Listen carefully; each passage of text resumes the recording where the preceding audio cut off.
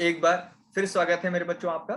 सरल भौतिकी में हम लोग बात कर रहे हैं धारा, विद्युत,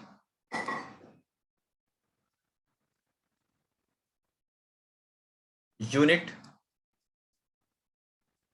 2 और ये है लेक्चर नंबर 4।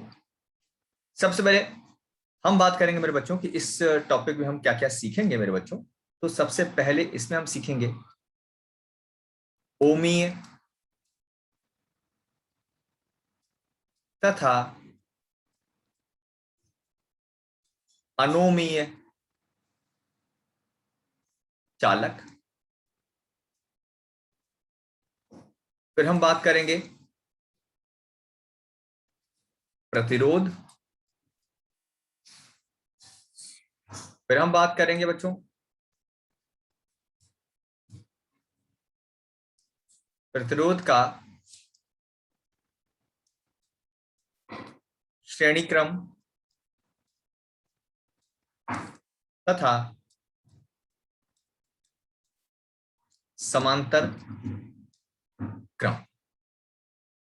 फिर अच्छा, प्रतिरोध के साथ ही पहले हम लोग बात कर लेंगे विशिष्ट प्रतिरोध भी यहीं पे। विशिष्ट प्रतिरोध,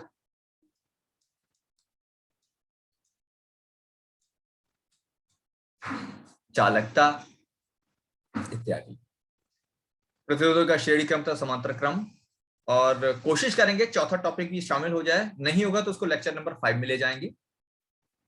यह है धारा घनत्व,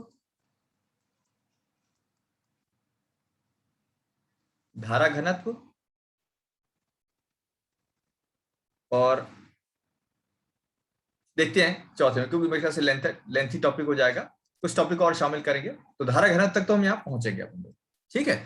तो बिना समय वेस्ट किए चलो बच्चों शुरू करते हैं। सबसे पहले पहला टॉपिक है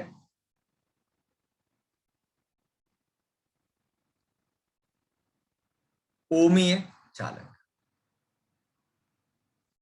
ओमीय चालक क्या होते हैं बच्चों? इसकी बड़ी आसान सी परिभाषा है मेरे बच्चों। ओमीय चालक का मतलब वह चालक जो ओम के नियम का पालन करते हैं।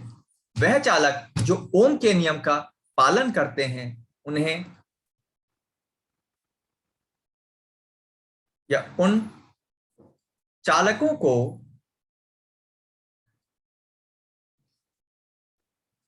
ओमीय चालक कहते हैं।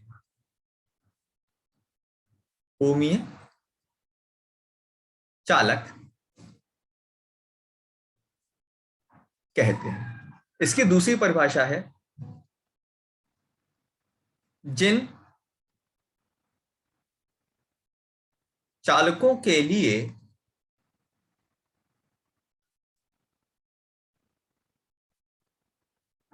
लगाए गए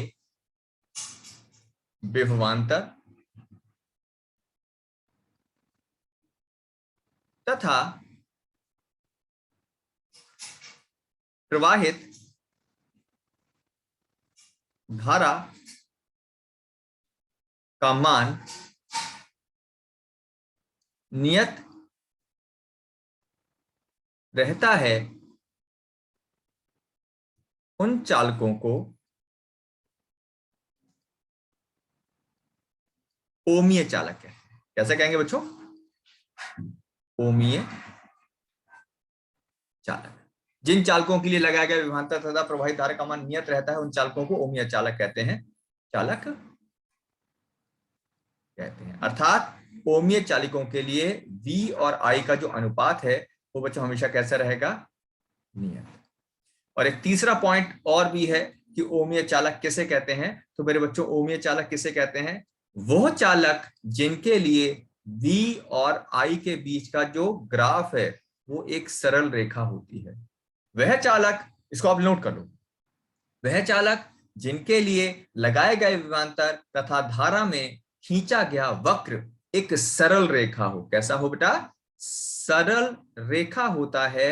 तो ऐसे चालकों को बोलते हैं ओमीय चालक। अब ओमीय चालक में सबसे इंपॉर्टेंट बात आती है उदाहरण। ये जरूर पूछा जाता है कि उदाहरण बताओ उसके। तो उदाहरण क्या हो जाएगा? कम धारा पर, कम धारा पर, कम धारा पर आदर्श प्रतिरोध, कम धारा पर आदर्श प्रतिरोध, इसका उदाहरण हो जाता है। अब आ जाते हैं ओमीय चालक के बाद अनओमीय चालक।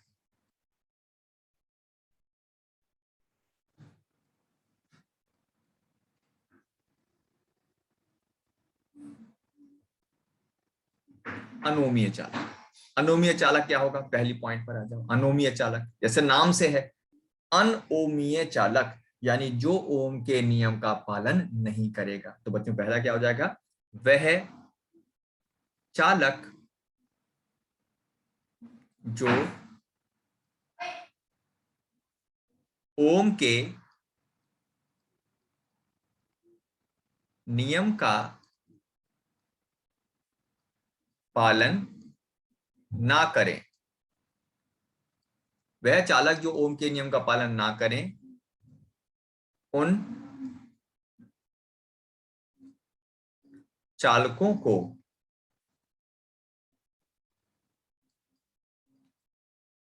अनोमीय चालक कहते हैं। ठीक है। दूसरा क्या हो जाएगा? वह चालक, वह चालक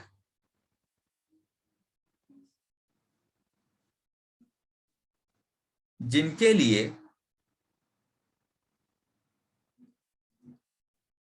V मतलब विभवांतर तथा I मतलब धारा का अनुपात नियत होता है,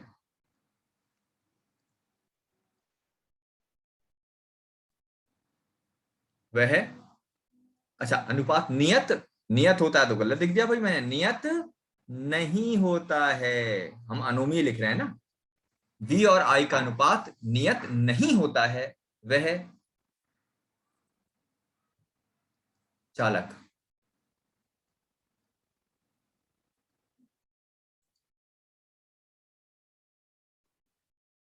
चालक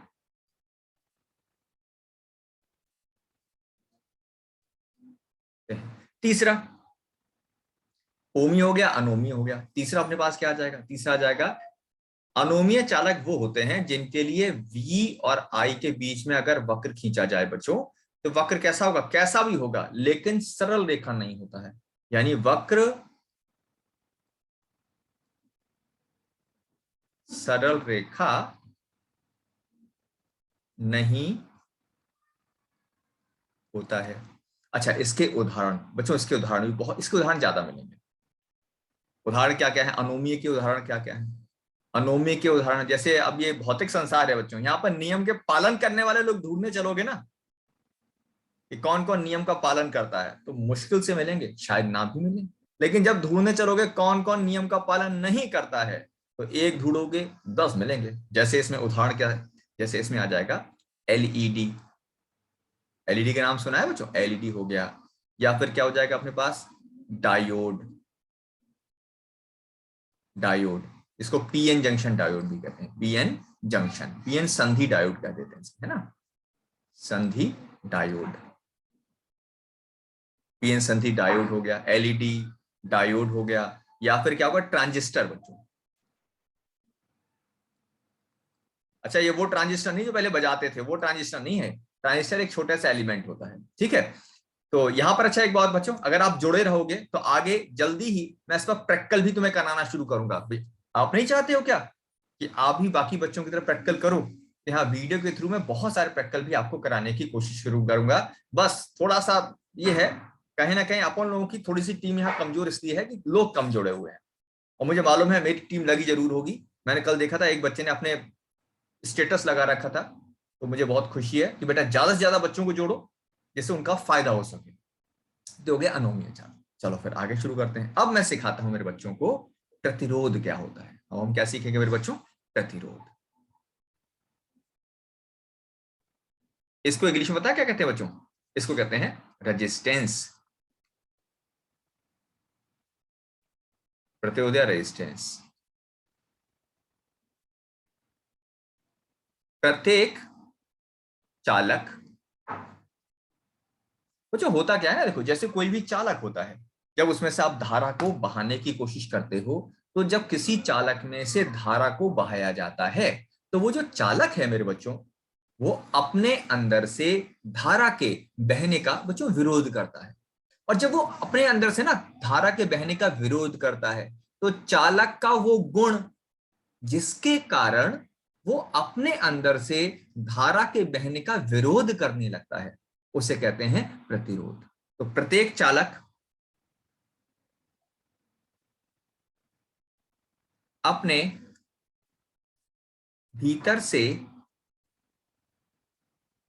धारा प्रवाहित होने का विरोध करता है। प्रत्येक चालक अपने भीतर से धारा प्रवाहित होने का विरोध करता है। उसका यह विरोध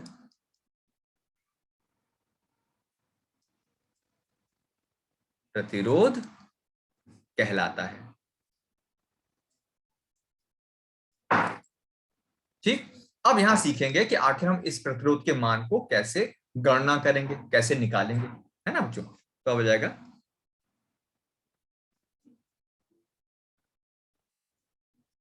प्रतिरोध का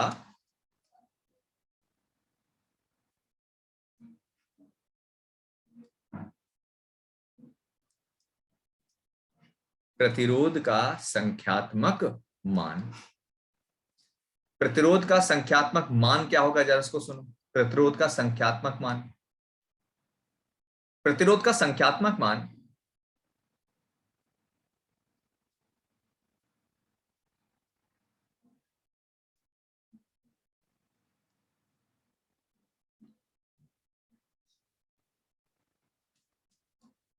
पहले समझा दें इसको, है ना, तब लिख पाए, तब मजा आएगा। देखो देखो प्रतिरोध का संख्यात्मक मान यानी प्रतिरोध को निकालना बड़ा आसान। जैसे मान लो तुमको एक ये दे दिया, बोले ये कोई भी एक चीज दे दी, बोले भाई ये तुम्हारे सामने एक टुकड़ा दे दिया मैंने चालक का, कोई भी टुकड़ा उठा के दे दिया, भाई कहा इसका प्रतिरोध निकालो।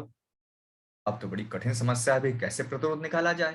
तो एक बड़ा आसान सा काम क्या करेंगे, हमसे कहा गया इसका प्रतिरोध निकालो, हम तुरंत क्या करेंगे, तुरंत इसके सिरों से एक सेल या कोई एक बैटरी या एक विभवांतर लगा देंगे।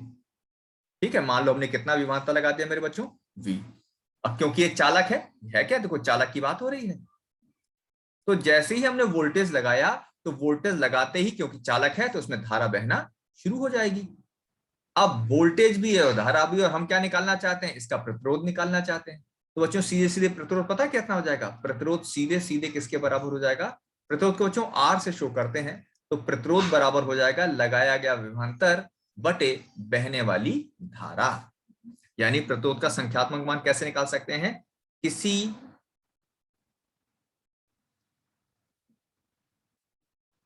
चालक का प्रतिरोध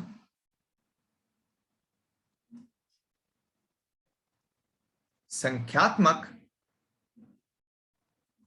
रूप से, किसी चालक का प्रतिरोध संख्यात्मक रूप से उसके अनुगत लगाए गए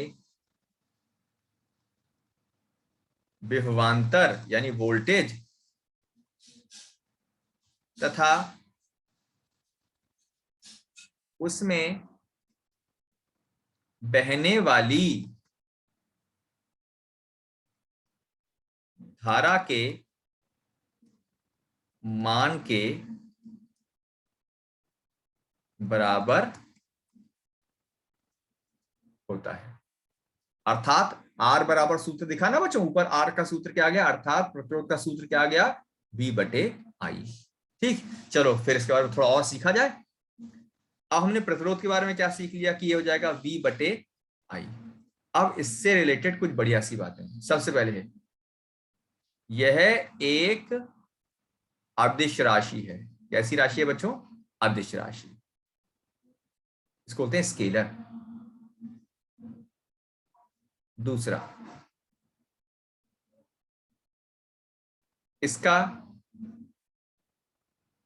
मात्रक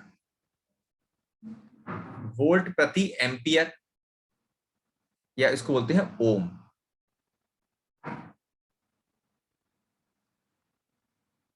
तो इसका मात्रक क्या होता है मेरे बच्चों, इसका मात्रक ओम होता है। ठीक, अच्छा, अब यहां पर R बराबर हो गया V बटे आई, और इससे पहले लेक्चर नंबर 3 में देखना जरूर, लेक्चर नंबर 3 में मैंने आपको प्रूफ कराया है कि V बटे आई का मान, अगर मान लो मेरे बच्चे कि ये एक चालक है, ठीक है, जिसकी लंबाई L है मेरे बच्चों, इसकी लंबाई L है, इसके अनुप्रस्थ काट का क्षेत्रफल कितना है, A, ये वाला क्षेत्रफल कितना है इसका, A, और इसमें मुक्त इलेक्ट्रॉन घनत्व, मुक्त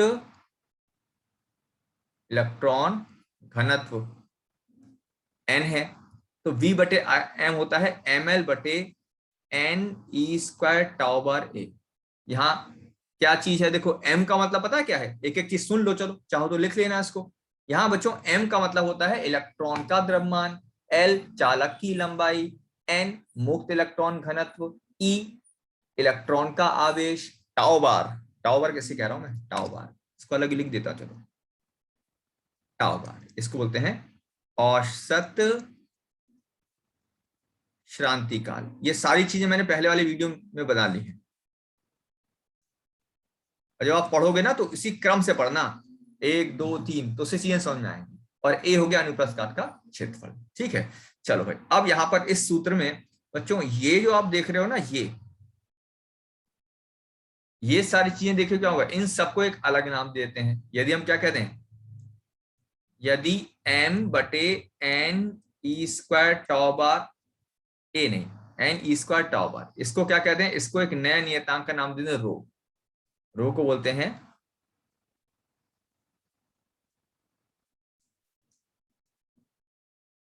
विशिष्ट प्रतिरोध बोलेंगे बच्चों। ठीक है, विशिष्ट प्रतिरोध बोलते हैं इसको, या प्रतिरोधकता, दोनों एक ही नाम है बच्चों। विशिष्ट प्रतिरोध कह दो और चाहे प्रतिरोधकता कह दो, एक ही बात होती है मेरे बच्चों। साफ साफ लिख दूं जैसे मेरे बच्चों को दिक्कत ना हो, प्रतिरोधकता। ठीक है बच्चों, रो।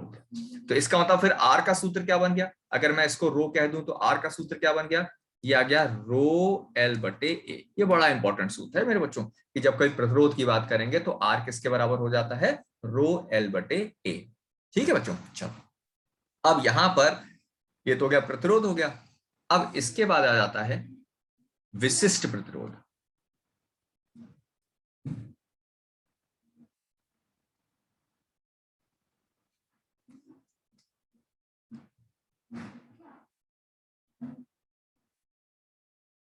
रो, अभी मैंने आपको इससे पहले सूत्र दिखाया, देखो बच्चों आर का सूत्र क्या था, आर बराबर रो एल बटे ए।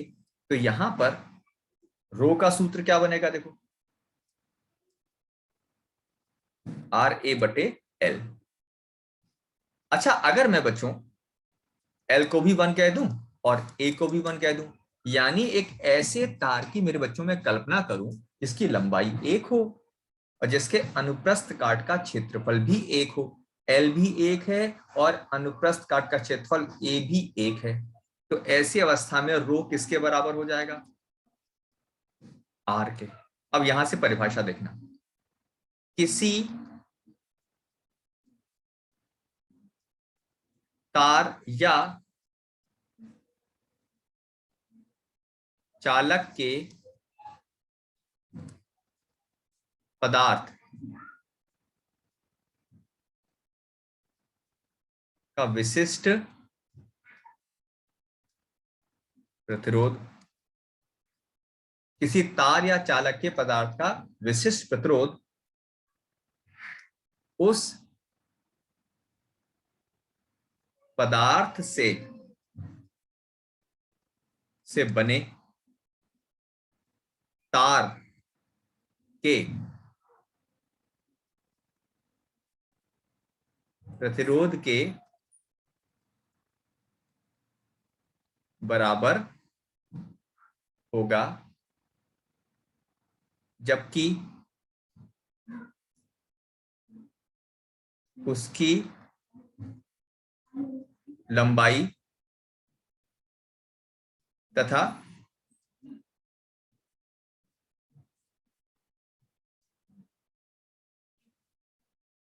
अनुप्रस्थ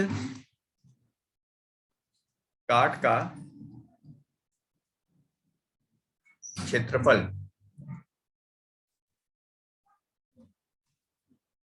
एकांक हो।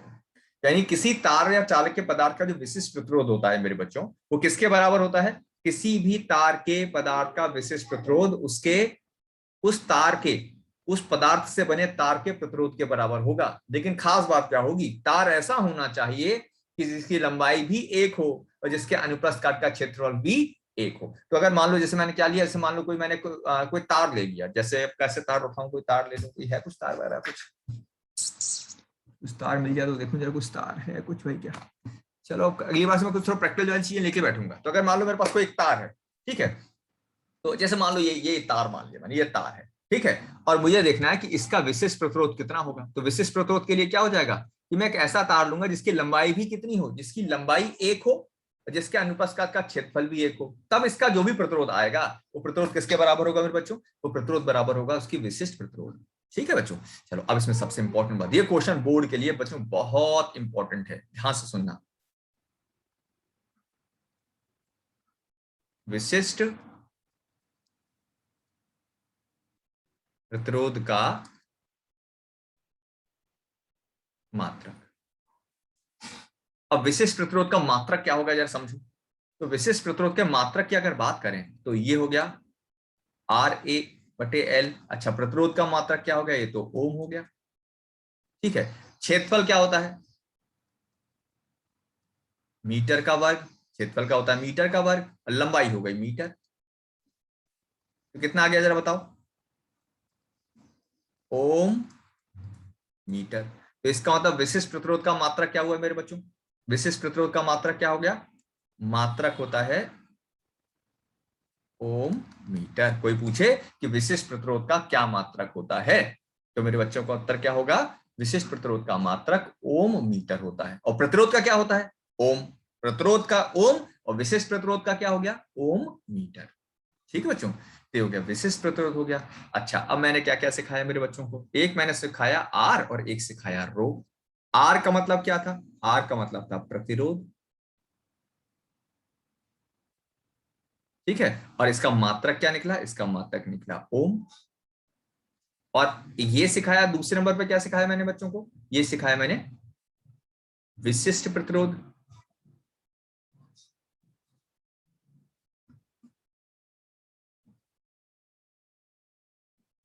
इसका मात्रक क्या निकला? ओम मीटर। अब यहां से एक नई चीज और बनाते हैं। प्रतिरोध से का उल्टा क्या होती है? चालकता। चालकता। ठीक है, तो चालकता क्या हो जाएगा? 1 बटे प्रतिरोध, यानी प्रतिरोध का अगर उल्टा कर दो, जिसको शुद्ध हिंदी में कहते हैं व्युत्क्रम। उल्टा मतलब व्युत्क्रम। तो प्रतिरोध का व्युत्क्रम कर दें तो रेजिस्टेंस का उल्टा हो जाता है कंडक्टेंस, चालकता। ठीक है, और यहीं पर अगर मैं विशिष्ट प्रतिरोध का उल्टा कर दूं तो हो जाएगा विशिष्ट चालकता। विशिष्ट चालकता। तो बच्चों विशिष्ट चालकता कहीं आ जाए, यही वर्ड काम की है। इसको सिग्मा से शो करते हैं। इसको क्या बोलते हैं बच्चों? जो ऊपर लिखा है ना, इसको बोलते हैं रो। रॉ नहीं बोलते हैं, अक्सर मैंने सुना है कि मेरे बच्चे रॉ रॉ कहते हैं, रॉ नहीं, रो। ठीक। और विशिष्ट चालकता क्या हो जाएगी, विशिष्ट चालकता की अगर बात करें तो इसको बोलते हैं सिग्मा। तो सिग्मा बराबर क्या हो जाएगा, 1/रो। इनके सूत्र याद रखना, इसके सूत्र मेरे बच्चे भूलेंगे नहीं, है ना। क्या याद रखेंगे, रो का सूत्र क्या सीखा हमने, रो का सूत्र होता है, एक हो गया RA/L, और दूसरा सूत्र क्या हो जाता है, ये हो जाएगा, देखो वापस चल के दिखाएं तुम्हें, देखो जरा, यहां देखो ये आ गए, रो का सूत्र है M/N² टाउ बार, दिखा, M/N² टाउ बार, M/N² टाउ बार। ऐसे सिग्मा का सूत्र क्या हो जाएगा, इसका सूत्र क्या बनेगा, अब रो का सूत्र का उल्टा कर दो, यानी N² टाउ बार/N। ठीक है, चलो भाई, ये हो गया विशेष प्रतिरोध हो गया। चलो अब आगे सिखाता हूं, अब मैं सिखाता हूं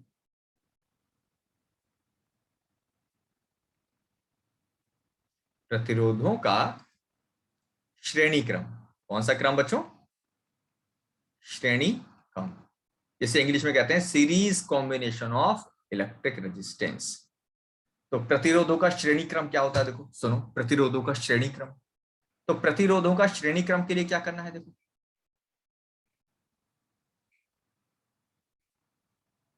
यदि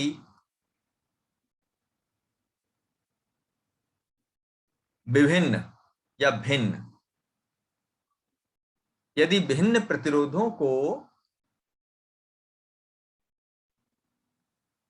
इस प्रकार जोड़ा जाए जिसमें सभी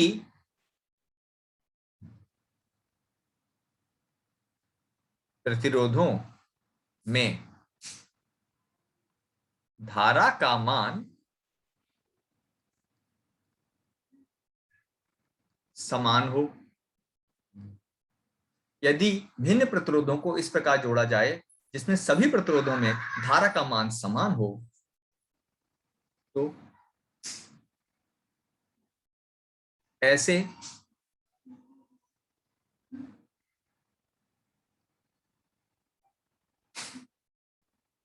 ऐसे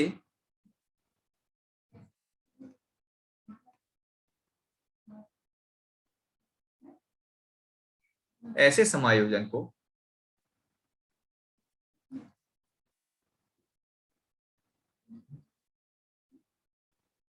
समायोजन कहते हैं। यानी ये आ गया,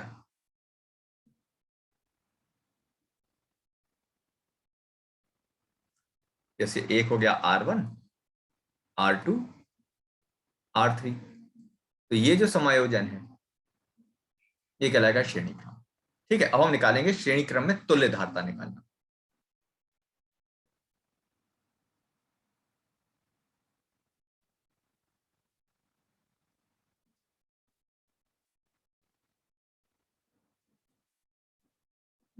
श्रेणी क्रम में तुल्य धारिता, अब जरा सुनो, श्रेणी क्रम में तुल्य धारता, तो माना 3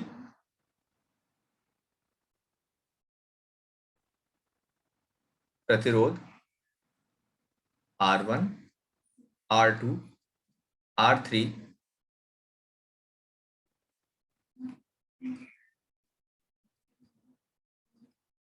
श्रेणी क्रम में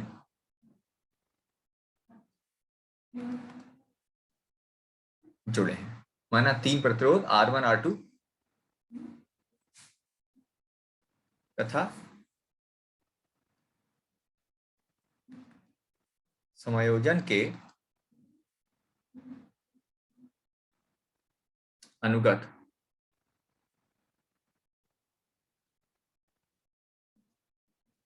V है।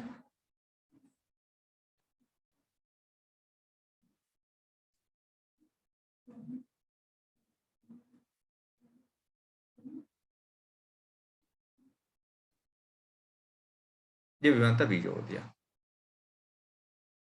ठीक है, अब श्रेणी क्रम में क्या होगा, क्योंकि धारा का मान समान होता है तो धारा मान लेते हैं I। ठीक, अब धारा समय समान होगी लेकिन विभवांतर अलग होगा। मान लेते हैं पहले विभवांतर V2, दूसरे में V3 और तीसरे में। तो कुल विभवांतर कितना लगाया देखो बच्चों, हमने कुल विभवांतर लगाया V, और ये कितने जगह बट गया, लगाया गया विभवांतर 3 जगह बट गया, V1 V2 V3। तो यहां पर V किसके बराबर होगा, V1।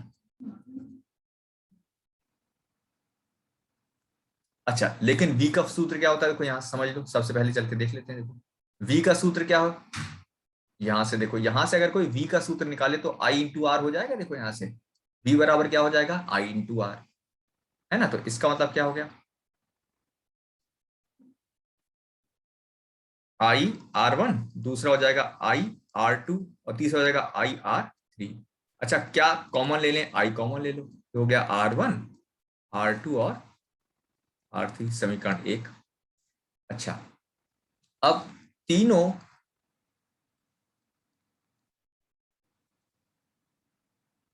प्रतिरोधों को हटाकर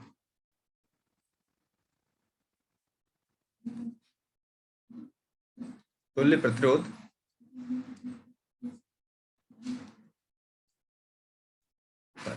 तीनों प्रतिरोधों को हटाकर तुल्य प्रतिरोध आर इक्विवेलेंट लगाने, यानी इसका क्या लगा देते हैं,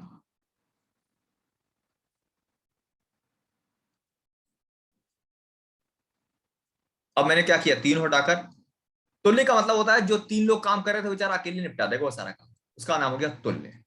तो धारा इसमें वही बहेगी। तो इसके लिए कितना हो जाएगा, देखो इसके लिए V बराबर कितना हो जाएगा, I R तुल्य या इक्विवेलेंट। अब समीकरण 1 व 2 से, समीकरण 1 और 2 से आ जाओ जरा, समीकरण 1 और 2 की तुलना करो जरा, समीकरण 1 और 2 की तुलना करने पर क्या मिलेगा, R इक्विवेलेंट किसके बराबर हो जाएगा, R1 R2 और R3। ये आ गया देखो तुल्य प्रतिरोध आ गया।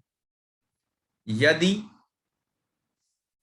n प्रतिरोध हो, यहां तो 3 थे, अब मान लो n, 3 की जगह n हो, n प्रतिरोध हो, कोई बात नहीं, तो R तुल्य, जिसको इंग्लिश में इक्विवेलेंट लिखा, तुल्य लिखा जाता है, यह आ जाएगा R1 R2 R3, और कहां तक चला जाएगा, Rn तक। ठीक है, हो गया तुल्य प्रतिरोध इक्विवेलेंट। ठीक है बच्चों।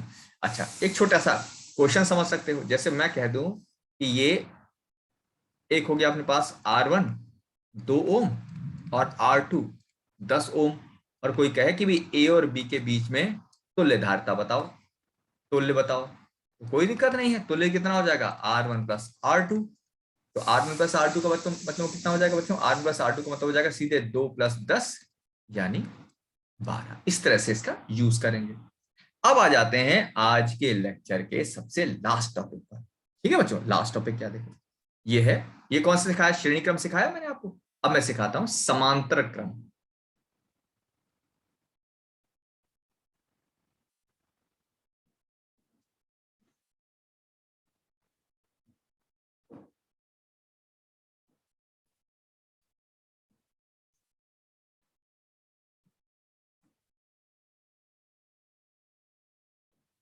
समांतर क्रम में प्रतिरोधों का समायोजन। अब देखो समांतर क्रम क्या लाएगा, इसको समझो, समांतर क्रम में प्रतिरोधों का समायोजन, यदि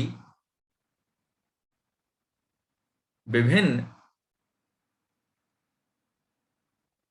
प्रतिरोध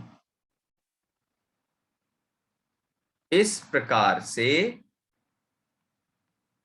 जोड़े जाएं, तो आपस खूब सारे प्रतिरोध दे दिए, लेकिन उनको कैसे जोड़ना है, यदि विभिन्न प्रतिरोधों को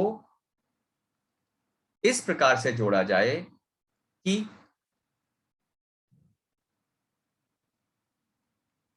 विभिन्न प्रतिरोधों के अनुगत, विभिन्न प्रतिरोधों के अनुगत विभवांतर का मान नियत रहे, यानी है सब अलग अलग, श्रेणी क्रम में धारा समान थी, तो अब धारा समान नहीं होगी, अब क्या बोलेंगे, अनुगत विभवांतर का मान नियत रहे, समान रहे। तो ऐसा समायोजन समांतर क्रम में समायोजन कहलाता है। ठीक, कहने का मतलब क्या हो गया मेरे बच्चों कि जैसे मान लो ये जोड़ दिया मैंने, एक प्रतिरोध ये जोड़ दिया, एक प्रतिरोध ये जोड़ दिया,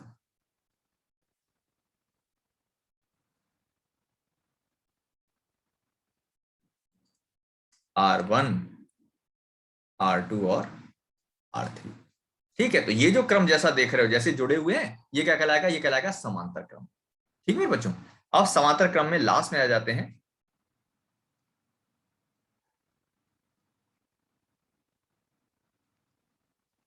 क्रम में तुल्य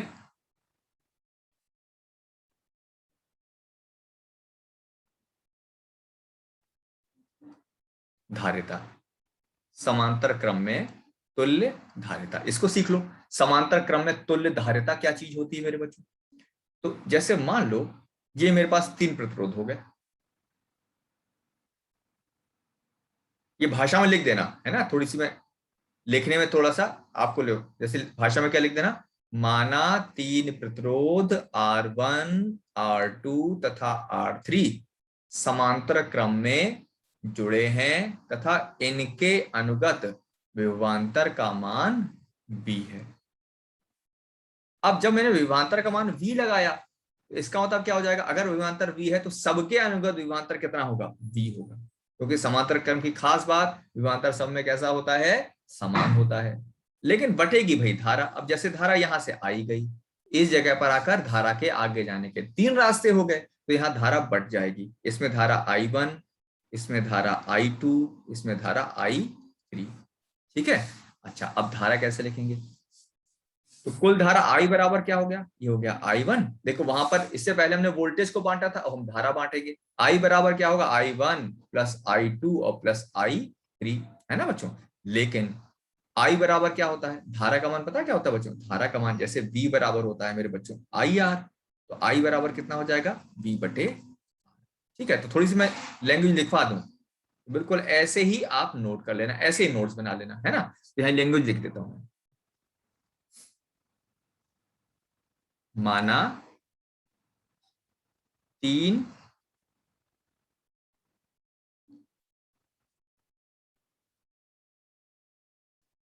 ठीक,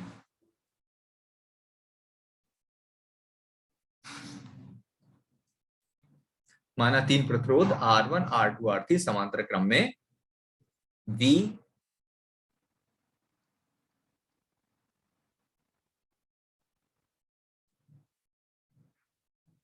जुड़े, तो I बराबर क्या होगा, I1 I2 I3। अच्छा I का मान कितना हो जाएगा भाई, देखो V बराबर होता है IR, तो I बराबर कितना हो जाएगा, तो I बराबर हो जाएगा V बटे R, ये हो जाएगा V बटे R1, ये हो जाएगा V बटे R2, ये हो जाएगा V बटे R3। तो I बराबर क्या होगा, V को कॉमन ले लो, 1/R1 1/R2 और 1/R3, समीकरण 1। अब क्या करेंगे, तीनों प्रतिरोध हटा दो और उसकी जगह एक तुल्य प्रतिरोध लगा दो, तो क्या लिख देते हैं, R1 R2 R3 को हटाकर एक तुल्य, इसके सारे न्यूमेरिकल भी कराऊंगा मैं, ऐसा नहीं कि न्यूमेरिकल नहीं कराऊंगा, एनसीईआरटी के एक एक न्यूमेरिकल कराऊंगा, और फिर जब बोर्ड का क्लियर हो जाए कि कब कौन सा कैसा पैटर्न है, तो फिर क्या होगा, फिर मैं रेगुलर न्यूमेरिकल के अलग से क्लास प्रोवाइड कराऊंगा। R1 R2 R3 को हटाकर एक तुल्य प्रतिरोध R लगाया जाए, तो अब इसको हटा दो, केवल एक प्रतिरोध लगा दो R तुल्य और वोल्टेज। ठीक है, और धारा का मान, लेकिन तुल्य का मतलब जितनी 3 में धारा बह रही थी उसमें अकेले में उतनी धारा बहेगी, तो तुल्य प्रतिरोध के लिए I बराबर क्या हो जाएगा, ये आ जाएगा V बटे R तुल्य, समीकरण 2। समीकरण 1 व 2 से, अब समीकरण 1 को 2 से जरा तुलना करो, समीकरण 1 को 2 से तुलना करें बच्चों, तो देखो क्या होगा, इनका बाईं तरफ लेफ्ट हैंड साइड देखो दोनों की सेम है, तो राइट हैंड साइड भी सेम होनी चाहिए। तो यानी कितना होगा, v बटे तुल्य, यह आ जाएगा v,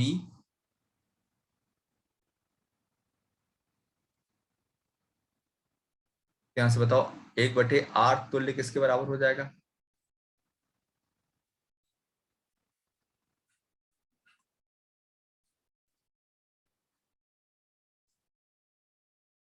हुआ? चलो, ये तो हो गया 3 प्रतिरोध। अब मान लो यदि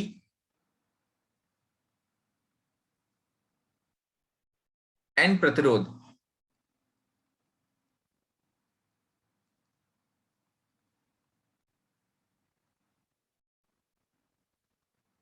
यदि n प्रतिरोध समांतर क्रम में जुड़े हो, तो यदि n प्रतिरोध समांतर क्रम में जुड़े हो मेरे बच्चों, तो क्या सिचुएशन होगी मालूम है? देखो, यदि n प्रतिरोध समांतर क्रम में जुड़े हैं तो 1/r तुल्य, ये आएगा 1/r1, 1/r2, 1/r3 और 1/rn। ठीक है बच्चों? चलो, अब इसका एक छोटा सा एग्जांपल सिखा के आज की क्लास ओवर करते हैं। जैसे मान लो ये 2 प्रतिरोध हैं मेरे बच्चों, एक 3 ओम और एक 6 ओम। आपसे कहा जाए इसका तुल्य प्रतिरोध निकालो, तो 1/r तुल्य का सूत्र कितना हो जाएगा बच्चों? ये आ जाएगा 1/3 और 1/6। इसका एलसीएम कितना आएगा? 6, 3 दूनी 6, 6 कम 6 यानी 3/6। 1/r तुल्य आ गया यानी 1/2। अब ध्यान देने वाली बात, 1/r तुल्य का मान कितना है? 1/2। तो r तुल्य का मान कितना हो जाएगा? उल्टा करना पड़ेगा ना। तो सुंदर सुंदर एकदम मैंने मेरे बच्चे पूरा क्या है, r तुल्य। तो r तुल्य कितना होगा? सीधे 2 ओम। ठीक है बच्चों? तो इस तरीके से हम इस तुल्य प्रतिरोध की के मान को ज्ञात कर सकते हैं। तो बच्चों आज की वीडियो में इतना ही, बाकी की चीजों को मैं लेक्चर नंबर कौन सा अब आएगा 5 में, यानी परसों बताऊंगा, यानी एक दिन बाद। ठीक है? तो आज के लिए इतना है मेरे बच्चों। अगर वीडियो सही लगे तो शेयर जरूर कीजिएगा और बाकी ज्यादा से ज्यादा बच्चों को अपने साथ जोड़िए, जैसे सबका ज्यादा से ज्यादा फायदा हो सके। ठीक है मेरे बच्चों? तो आज के लिए इतना ही मेरे बच्चों।